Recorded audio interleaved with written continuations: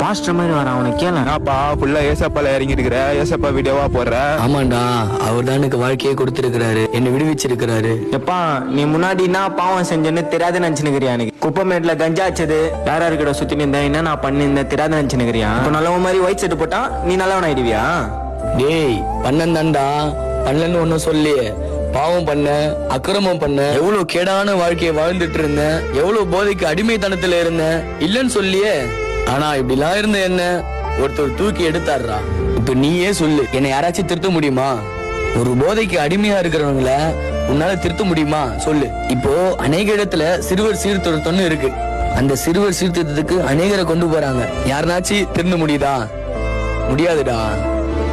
ஆனா ஒருத்தர் இருக்கிறாரு, எல்லாரையும் சீர்படுத்துகிறவர் ஒருத்தர் இருக்கிறார். அவர் தாண்டா என்ன சீர்திருத்தி சீர்படுத்தி வச்சிருக்கிறாரு. அவருக்காக தாண்டா நான் நிக்கிறேன். என்னை மீட்டெடுத்த இயேசு ஒரு நாள் கண்டிப்பா உன்னைய மீட்டெடுப்பாருடா.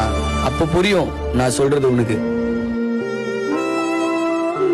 ஆமாங்க, இப்போ கூட நம்ம பார்த்தோம்னா நம்ம அநேகருடைய வாழ்க்கை இருள் நிறைந்த வாழ்க்கையாக தான் இருக்குது. ஆனால் அந்த இருள் நிறைந்த வாழ்க்கையை வெளிச்சமாக ஆக்குவதற்கு ஒருத்தர் இருக்கிறாருங்க. நீங்கள் நம்புனீங்கன்னா ஆண்டவர் உங்களுடைய வாழ்க்கையும் பிரகாசமாக வைப்பார். ஆமென்.